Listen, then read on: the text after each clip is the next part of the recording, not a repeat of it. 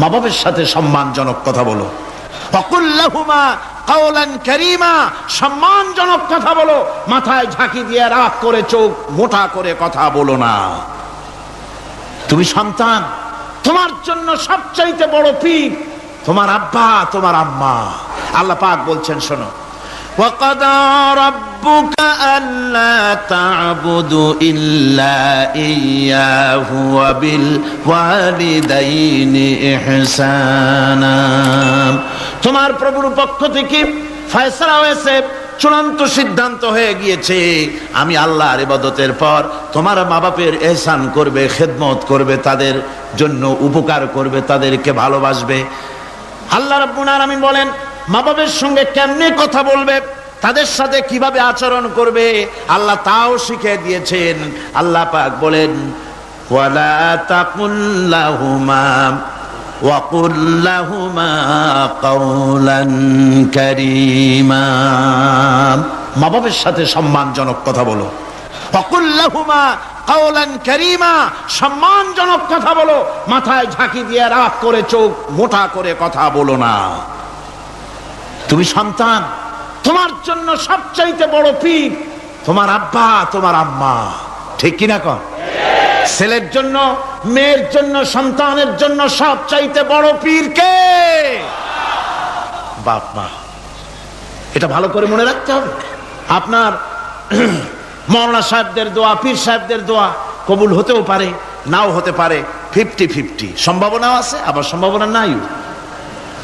কিন্তু মা বাবার দোয়া কবুল হবে 100% সিউরিটি রয়েছে। রাসূলুল্লাহ বলেছেন 3 জনের দোয়া কবুল হবে, মুস্তাজাবুদ দাওয়াত। কয়জনের দোয়া কবুল হবে? আল্লাহ রাব্বুল আলামিনের হাবিব বলেন 3 জনের দোয়া কবুল হবে আল্লাহর দরবারে। তার মধ্যে একজন হলেন মাজলুম ব্যক্তি, যে ব্যক্তি অত্যাচারিত, যে ব্যক্তি মুসাফির, প্রবাসী, তার দোয়া কবুল হবে। আর মা বাপ যদি সন্তানের জন্য দোয়া করে, ওই দোয়া আল্লাহ রাব্বুল আলামিনের দরবারে মঞ্জুর হয়ে যায়। আল্লাহ রাব্বুল আলামিন মা বাপ সম্পর্কে বলেন, মা বাবের জন্য আমার কাছে দোয়া করবি বান্দারা, আমার কাছে দোয়া করবি। দোয়াটা আল্লাহ পাক শিখাচ্ছেন, রব্বিরহামহুমা কামা রব্বায়ানি সাগীরা। পড়েন সবাই, রব্বিরহামহুমা কামা রব্বায়ানি সাগীরা। একটু জিকির করেন, লা ইলাহা ইল্লাল্লাহ, লা ইলাহা ইল্লাল্লাহ, লা ইলাহা ইল্লাল্লাহ, লা ইলাহা ইল্লাল্লাহু মুহাম্মাদুর রাসূলুল্লাহ। আমার ভাইরা, আল্লাহ পাক শিখাচ্ছেন, বান্দা তোর মা বাপের জন্য আমার কাছে দোয়া কর। আয় আল্লাহ, আয় রব, আয় আমার প্রভু, আমার মা বাপ যেমন ছোটবেলায় আমাকে স্নেহের কোলে লালন পালন করেছে, আয় আমার আল্লাহ তুমি আমার মা বাপকে তোমার রহমতের কোলে লালন পালন করো। আল্লাহ শিখাই দিয়েছেন। আমার ভাইরা, প্রত্যেক নামাজের পরে এই দোয়াটা ভুলে যাবেন না। ভুলে যাবেন? ভুলে যাবেন? আমার ভাইরা, আমার বোনেরা, সবাই প্রত্যেক নামাজের পরে পড়বেন, রব্বিরহামহুমা কামা রব্বায়ানি সাগীরা। এই দোয়া করতে কেউ ভুলে যাবেন না। আল্লাহ রাব্বুল আলামিন বলে, বান্দারে ওয়াসাইনাল ইনসানা বিওয়ালিদাইহি ইহসানা হামালাতুহু উম্মুহু কুরহা ওয়া ওয়াদাতুহু কুরহা। আল্লাহ পাক বলেন, আমি পৃথিবীর সমস্ত মানব মণ্ডলীকে উপদেশ দিয়েছি, মা বাপকে সম্মান করো, শ্রদ্ধা করো, তাদের উপকার করো। তার কারণ হলো তোমার মা তোমাকে গর্ভে ধারণ করেছে অত্যন্ত কষ্টের সাথে। আল্লাহ বলতেছেন, মা তোমাকে গর্ভ ধারণ করেছে অত্যন্ত কষ্টের সাথে, এরপরে তোমাকে ডেলিভারি করেছেন অত্যন্ত কষ্টের সাথে, তোমাকে ডেলিভারি করেছেন। গভীর রাত্রে মানুষ সব ঘুমায় যায়, গর্ভবতী মা ঘুমাতে পারে না, সন্তান পেটের ভিতরে হাঁটু দিয়া গুতা মেরেছে, পা দিয়া লাথি মেরেছে।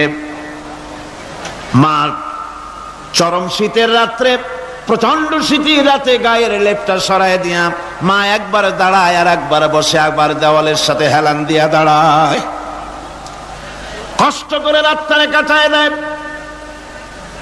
আবার সারাদিন সংসারের জন্য কাজ করেছেন, রান্না বান্না করেছেন মা, সকলকে খাওয়াইয়া মা শেষের দিকে খেতে গেছেন।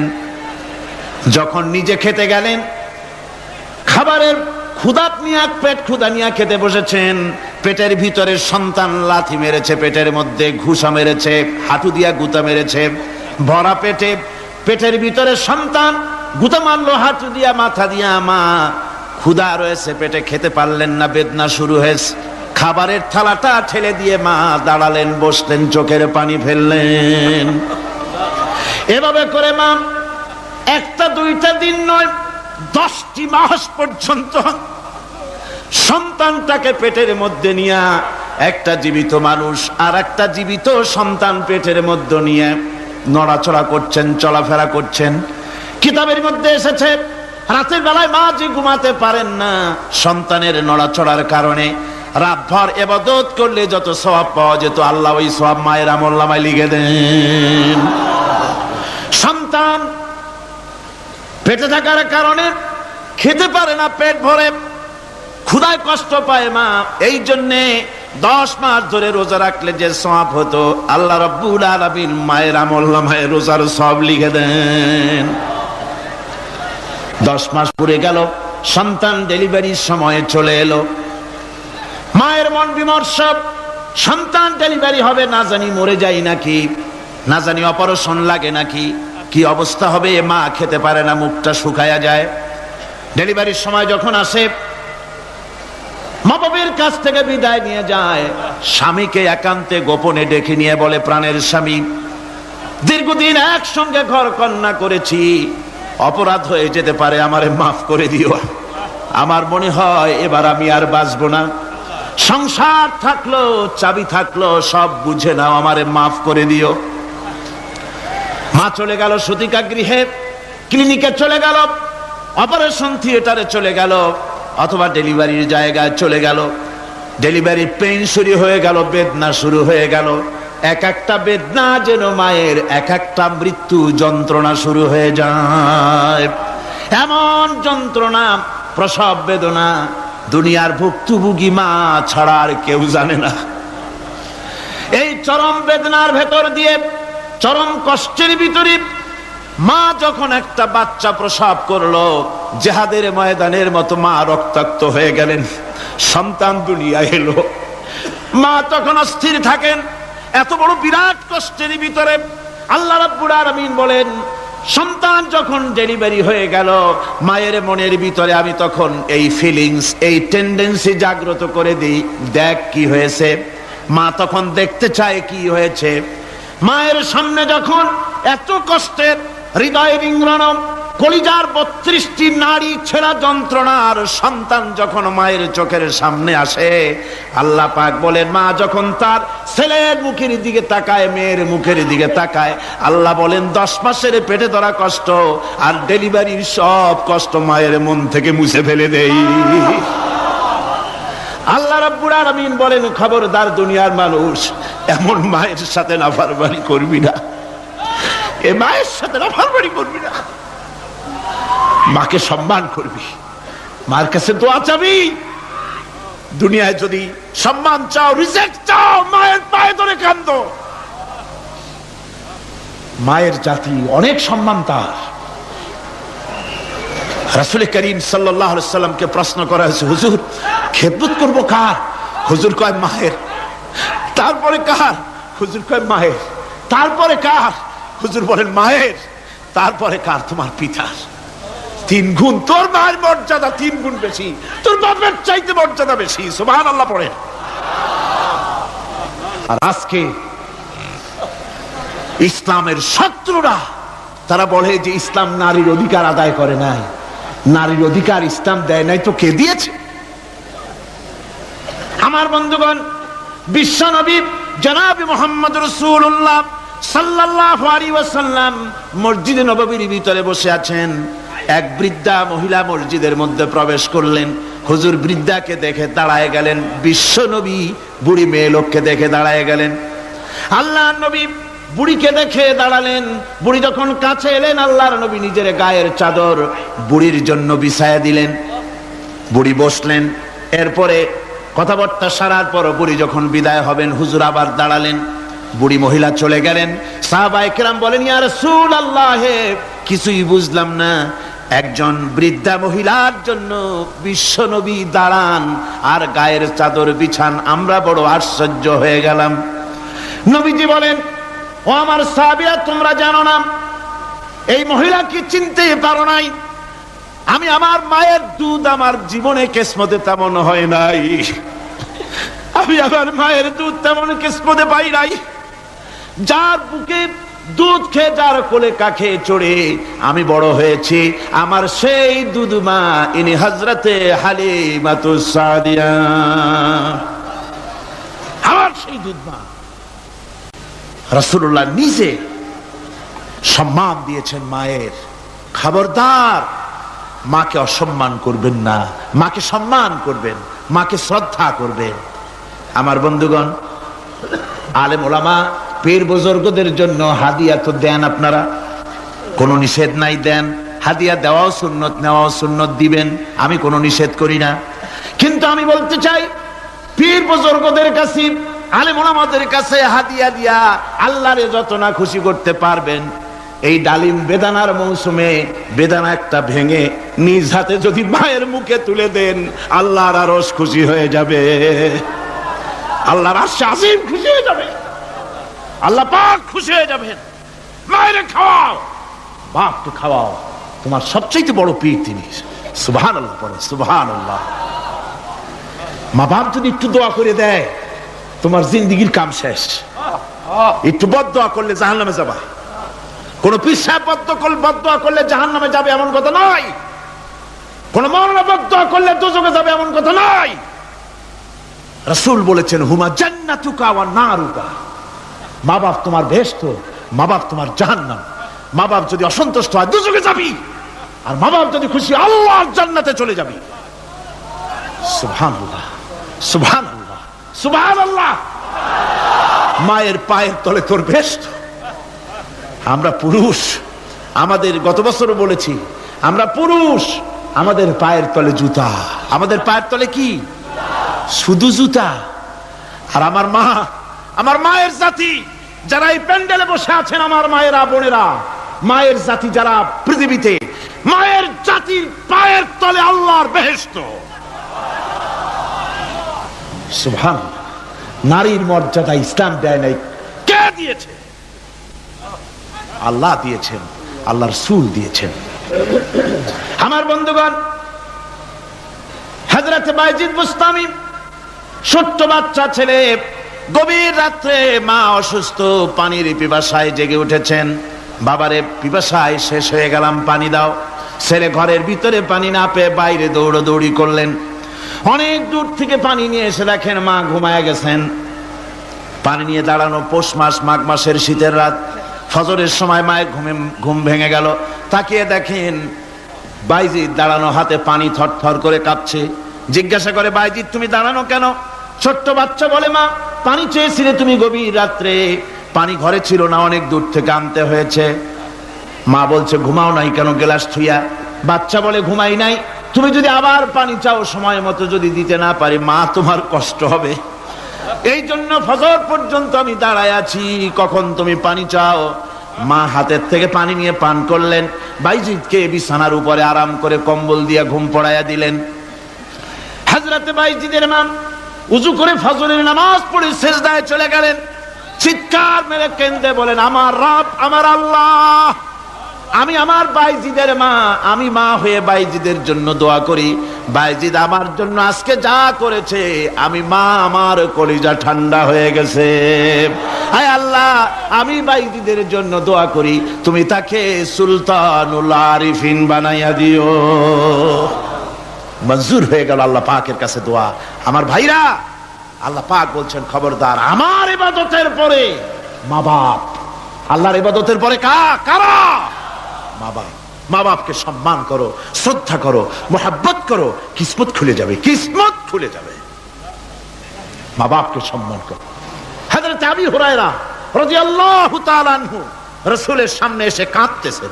হুজুর বলছেন, আবু হুরায়রা কাঁদো কেন? কাঁদো কেন? রাতের বেলা কান্দো কেন? হযরত আবু হুরায়রা বলছেন, হুজুর আমাকে মা মেরেছেন। হুজুর বলছেন, মা মারলো কেন? কোন অপরাধ করেছো? কোন গোস্তাখি করেছো? আবু হুরায়রা বলছেন, না হুজুর, কোন গোস্তাখি করি নাই। তবে মারলো কেন? হযরত আবু হুরায়রা বলছেন, হুজুর আমি আপনার দরবার থেকে ফিরতে রাত হয়ে গিয়েছিল। মা জিজ্ঞেস করলেন, আবু হুরায়রা এত রাত্রে কোথায় ছিলি? বললাম, আমি ছিলাম যে কদম চুমতে পারলে দুনিয়া ধন্য হয়, সেই দরবারে নববীর কদম মোবারক থেকে আসতে আমার দেরি হয়েছে। আমার মা মুশরিকা, আপনার নাম শুনে তার গায়ে আগুন জ্বলে উঠলো, আমাকে ধরে মারা আরম্ভ করলো। বলল, হয় আমার বাড়ি ছাড়বি আর না হয় মুহাম্মদ সাল্লাল্লাহু আলাইহি ওয়াসাল্লামের দরবার ছাড়বি। আমি বললাম, আমার মা, তুমি বুড়ি মানুষ, তোমার গায়ে যত শক্তি আছে সমস্ত শক্তি দিয়ে আমারে পিটাও, আমারে মারো। মারতে মারতে আমাকে বাড়ি থেকে তুমি বের করে দাও। তোমার বাড়ি শুদ্ধ, তাম দুনিয়া ছেড়ে দিতে পারি, আল্লাহর নবীর কদম মোবারক ছেড়ে দিতে পারি না। হুজুর আমার মা আমাকে গলা ধাক্কা দিয়ে বের করে দিয়েছেন। হুজুর বলছেন, আবু হুরায়রা তোমার মা তোমাকে মেরেছে, তুমি আমার কাছে নালিশ করছো? আমার তো এখানে ইন্টারফেয়ার করার কিছুই নেই। সুবহানাল্লাহ, সুবহানাল্লাহ। মা তোমাকে মেরেছে, এখানে আমার করার কিচ্ছু নাই। বিশ্ব নবী বলছেন, এত বড় পাওয়ারফুল নবী, লেজিসলেটিভ পাওয়ার, সারে আল্লাহ তাকে বানিয়েছেন শরীয়ত প্রণেতা। কোরআন শরীফ, কোরআন শরীফে শুধু হালাল ও হারামের, হালাল এবং হারামের, বৈধ এবং অবৈধের সীমারেখা শুধু কোরআনই ঠিক করেন, রাসূলের জন্য আল্লাহ ছেড়ে দিয়েছেন। আল্লাহ রাসূলও হারাম, হালাল এবং হারামের বৈধতা অবৈধতার সীমারেখা নির্ধারণ করেছেন। এত বড় ক্ষমতা তার, এত বড় পাওয়ারফুল বিশ্বনবী, তিনি বলছেন মা মেরেছে, আমার করার কিছু নাই। চিন্তা করেন কত বড় কথা, এ কথার লোড কত। হযরত আবু হুরায়রা বলেন, ইয়া রাসূলুল্লাহ, মা মাকে মেরেছেন, আমি আল্লাহর নবীর কাছে মায়ের বিরুদ্ধে নালিশ করতে আসি নাই। বললেন, কেন এসেছো? হযরত আবু হুরায়রা বলেন, হুজুর এসেছি একটা কারণে। আমি জানি আল্লাহ নবী যদি আল্লাহর দরবারে হাত উঠায়া কোনো জিনিস বলে, আল্লাহ রাব্বুল আলামিন সঙ্গে সঙ্গে মঞ্জুর করে নেন। হুজুর আমি এসেছি, মেহেরবানি করে দোয়া করুন আমার মাকে যেন আল্লাহ হেদায়েত নসিব করে দেন। আল্লাহ নবী হাত উঁচু করে বললেন, আল্লাহুম্মা হিদি উম্মা আবি হুরায়রা, আয় আল্লাহ আমি দোয়া করি আবু হুরায়রার মাকে তুমি হেদায়েত নসিব করে দাও। রাসূলুল্লাহ দোয়া করছেন আর আবু হুরায়রা সমানে দৌড়াচ্ছেন। তিনি দৌড়াচ্ছেন, পিছন থেকে কয়েকজনে আবু হুরায়রার জামা টেনে ধরেছে, দৌড়ক। তাদের জানা আবু হুরায়রা খুব ভদ্রলোক মানুষ, কোন ঝড় ঝামেলার মধ্যে থাকে না, রাগ শাক করে না, চিৎকার মারে না, দৌড় মারে না, এত ভদ্র শরীর, দৌড়ায় কেন? না জানি কোন বিপদ বুঝি ঘটে গেছে। পিছন থেকে জামা টেনে ধরে বলে, দৌড়াও কেন? হযরত আবু হুরায়রা জামা সাহাবীর হাত থেকে ছিনায় নিয়ে বলেন, জামা ছেড়ে দাও, আমাকে দৌড়াতে দাও। আমি দৌড়াইয়া বাড়ি যে দেখতে চাই, আমি দৌড়াইয়া আগে আমার বাড়ি পৌঁছতে পারলাম না, আমি যাওয়ার আগে আমার আল্লাহর নবীর দোয়া আমার বাড়ি পৌঁছে গেছে, আমি এইটা দেখতে চাই। হযরত আবু হুরায়রা বাড়িতে গিয়ে দরজা নক করলেন, ভেতর থেকে আওয়াজ এলো, কে? হযরত আবু হুরায়রা বলেন, মা আমি তোমার আবু হুরায়রা ফিরে এসেছি। মা বলছেন, বাবা অপেক্ষা করো, দরজা খুলতেছি। হযরত আবু হুরায়রা বলেন, মায়ের গলার আওয়াজের ভিতরে শিরকিয়াতের কর্কশতা পেলাম না, মায়ের গলার আওয়াজের ভিতরে তাওহীদের গন্ধ পেলাম। আমার মনে হলো নবীজির নিক্ষিপ্ত তীর তার নিশানায় পৌঁছে গেছে। কিছুক্ষণ পর মা আমার বেরিয়ে এলেন, মাথা থেকে চুলের থেকে, বুড়ি মানুষ, সাদা চুলের ভিতর থেকে পানি পড়তেছে। মা বলল, বাবারে তোমারে মারার পর আমি বড় অনুতপ্ত হয়েছি, অনুশোচনা করেছি, আমি গোসল করেছি, মনে মনে ভাবলাম আমার ছেলে তো কোনো খারাপ জায়গায় যায় নাই, কেন তারে মারলাম? আমি বড় লজ্জায় পড়েছি তোমারে মেরে। ও আমার আবু হুরায়রা, আমি গোসল করেছি, পবিত্র হয়ে গেছি, জলদি করে আমাকে নিয়ে চলো বিশ্ব নবী জনাবে মুহাম্মদুর রাসূলুল্লাহর দরবারে। হযরত হযরত আবু হুরায়রার মা ঘোষণা করলেন, আশহাদু আল্লা ইলাহা ইল্লাল্লাহু ওয়াহদাহু লা শারীকা লাহু ওয়া আশহাদু আন্না মুহাম্মাদান আবদুহু ওয়া রাসূলুহু। আমার ভাইরা, মা বাপ সবচেয়ে সম্মানের জিনিস। আল্লাহর ইবাদতের পরই মা বাপের খেদমত করতে হবে।